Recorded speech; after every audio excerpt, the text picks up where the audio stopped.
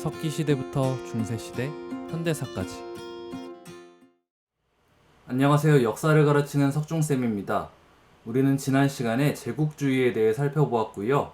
오늘은 중국과 일본의 근대화에 대해서 살펴보도록 하겠습니다. 먼저 중국의 근대화, 중국의 민족운동이고요. 교과서로는 170페이지입니다. 18세기 말 그리고 19세기 초 이제 서양 열강이 세력을 확대하고 있을 그때 이제 중국은 청나라가 있었죠. 청나라는 해금 정책을 펼쳤다라고 우리가 한참 전에 배운 적이 있습니다. 그래서 다른 나라와 대등한 무역 관계, 또 자유로운 무역 관계를 금지했었는데요. 그래서 청나라는요, 공행 무역이라는 것을 통해서 다른 나라들과 교역을 하고 있었습니다. 이 공행은요, 외국과 교역을 하도록 허락을 받은 상인들의 조직을 의미했는데요. 이들을 통하지 않고는 서양 상인들은 중국의 물건을 사들일 수가 없었습니다. 그래서 영국 같은 경우에는 사절을 파견해서 청나라의 자유무역을 요구하기도 했는데요. 이제 청나라가 이것을 거절했습니다. 이러한 상황에서도 중국의 비단과 도자기에 대한 수요가 높아서요. 이제 서양 열강들은 중국의 무역 적자를 보고 있었는데요. 특별히 이제 영국이 삼각무역이라는 것을 실시하게 됩니다. 영국이 중국과 무역을 하면서 적자가 많이 나니까 이것을 해소하기 위해서 인도에서 생산한 아편을 중국으로 밀수출했던 것인데요.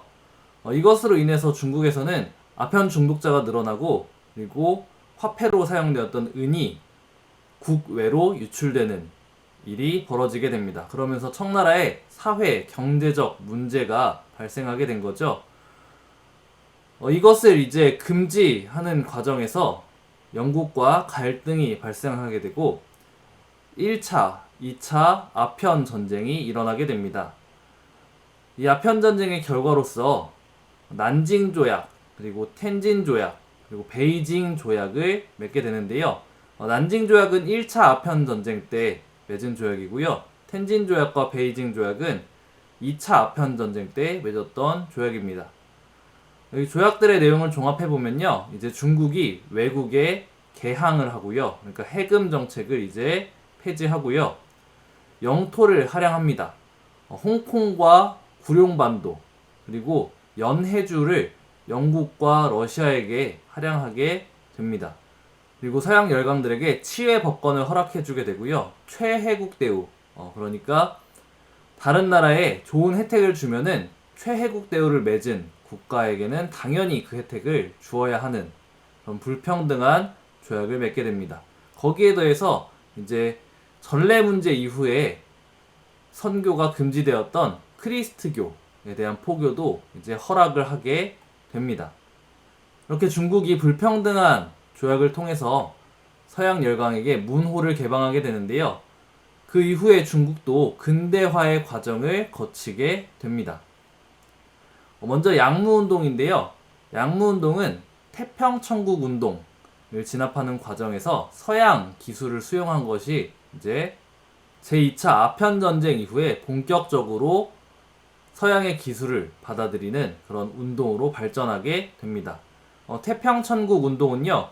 1차 아편전쟁 이후에 세금이 증가하고 영국의 공산품이 유입되면서 중국 민중들의 삶이 좀 어려워졌고요. 그때 등장한 신흥 종교인 홍수전의 상제회라는 종교를 중심으로 백성들이 봉기를 하게 됩니다. 그것이 태평천국 운동이었는데요.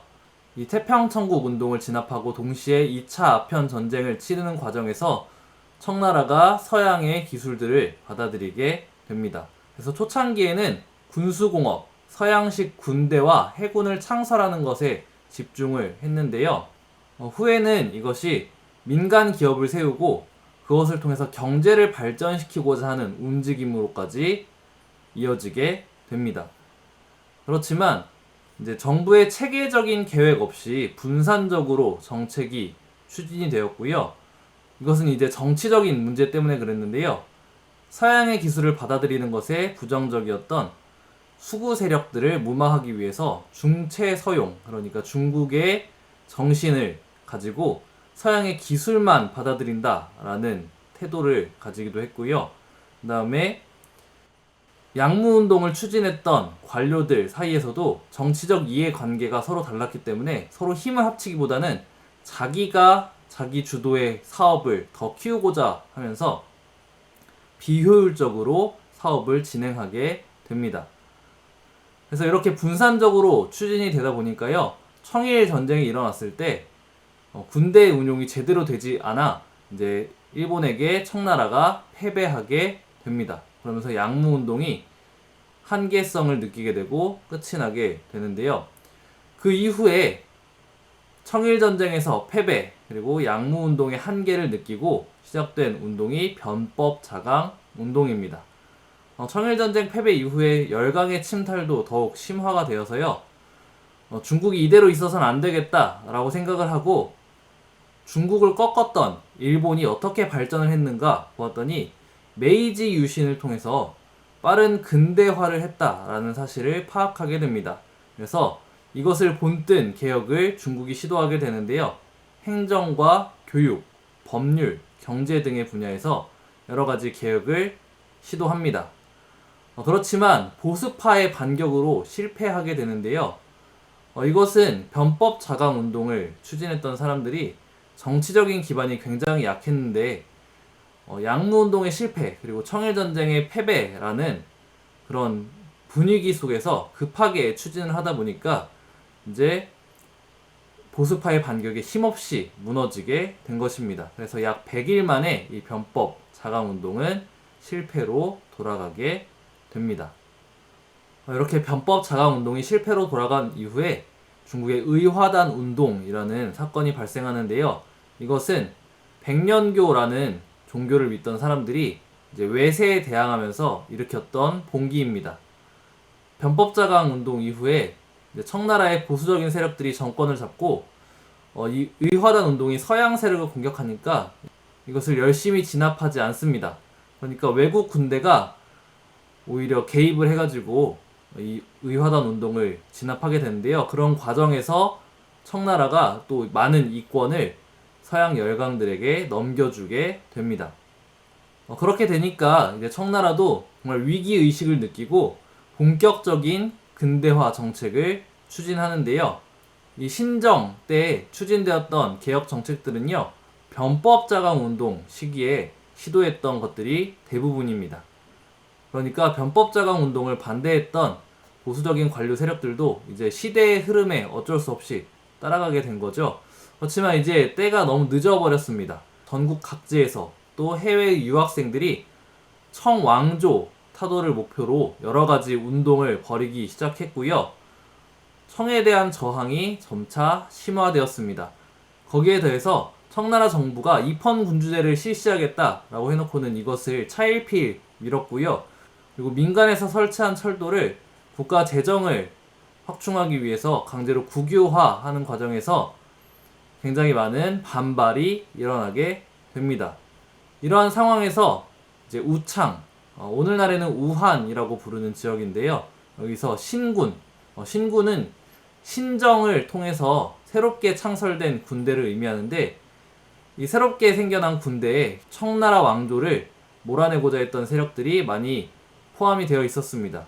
이들이 봉기를 일으키게 되고요. 이 봉기가 전국적으로 확산이 되면서 청나라가 멸망하고 중화민국이 건설됩니다. 이렇게 건설된 중화민국은요, 사실 우리가 오늘날 알고 있는 중국, 중화인민공화국과는 다른 국가입니다. 그런데 이 이후의 역사에 대해서는 관심 있는 친구들은 교과서 뒤의 내용을 좀 더 살펴보거나 관련된 책을 찾아보는 것도 좋을 것 같습니다. 네, 그 다음은 일본의 근대화 운동입니다. 교과서로는 174쪽입니다. 일본은 에도 막부 시기에 네덜란드와 제한적인 교역을 실시하고 있었죠. 그래서 상대적으로 국외의 사정에 밝았습니다. 그래서 19세기 중반에 중국이 아편전쟁에 패배하면서 개항했다는 사실을 알고 있었고요. 그리고 중국의 개항에 이제 서양 열강에 대한 경계심이 고조되어 가고 있었습니다. 그러한 상황에서 제1차 아편 전쟁이 있고 약 10년 뒤에 미국이 군함을 끌고 일본에 찾아오게 됩니다. 이 미국의 무력 시위에 일본이 문호를 개방하게 되는데요. 이때 이제 미국과 조약을 맺으면서 최혜국 대우, 협정관세, 치외법권 등을 인정한 불평등 조약을 체결하는데, 이러한 비슷한 조약을 서양의 여러 국가들과 또 체결하게 됩니다. 이렇게 외국과 불평등한 조약을 맺으면서 개항을 하게 되니까요, 막부에 반대하던 세력이 반막부 운동을 펼치게 되는데요. 특별히 이제 미국과 조약을 맺을 때 천황이 이것을 반대하는 의견을 제시했다고 합니다. 그럼에도 이제 막부가 불평등 조약을 체결하게 되니까 막부의 권위도 하락했고, 또 막부에 반대하는 사람들의 명분도 살게 된 거죠. 거기에 더해서 이제 개항으로 인해 경제적 타격을 받은 사람들이 외세를 배격하는 운동을 벌이게 됩니다. 이 두 세력이 힘을 합쳐서 존왕양이, 그러니까 천황을 높이고 외국 세력을 쫓아낸다라는 운동을 하게 되는데요. 이 운동의 결과 이제 막부가 폐지되고요, 천황 중심의 정권이 수립되게 됩니다. 이때 천황이 메이지 천황이었는데요. 그래서 천황이 정권을 잡고 시도한 개혁을 우리가 메이지 유신이라고 부릅니다. 이 메이지 유신으로 일본은 빠른 근대화에 성공을 하게 되는데요. 문명 개화라고 해서 부국 강병을 목표로 적극적으로 서양 문물을 수용합니다. 그래서 교육 제도와 조세 제도를 개혁하고요, 봉건제와 신분제를 폐지하는 등의 조치를 취합니다. 그리고 강력한 중앙 집권화를 통해서 천황 중심의 국가를 만들어가게 됩니다. 그리고 경제를 발전시키기 위해서 식산흥업 정책을 펼치는데요. 철도를 놓고요, 은행을 만들고 상공업을 육성시켰습니다. 이러한 개혁에 당연히 돈이 들어갔겠죠. 재정 부담과 또 특권을 상실한 이들이 반발을 하게 되는데요. 이러한 반발을 국외로 돌리게 됩니다. 이것에 대해서는 조금 이따가 살펴보기로 하고요. 이 메이지 유신 이후에 일본에서도 입헌, 법을 만들자는 요구가 제기되기 시작합니다.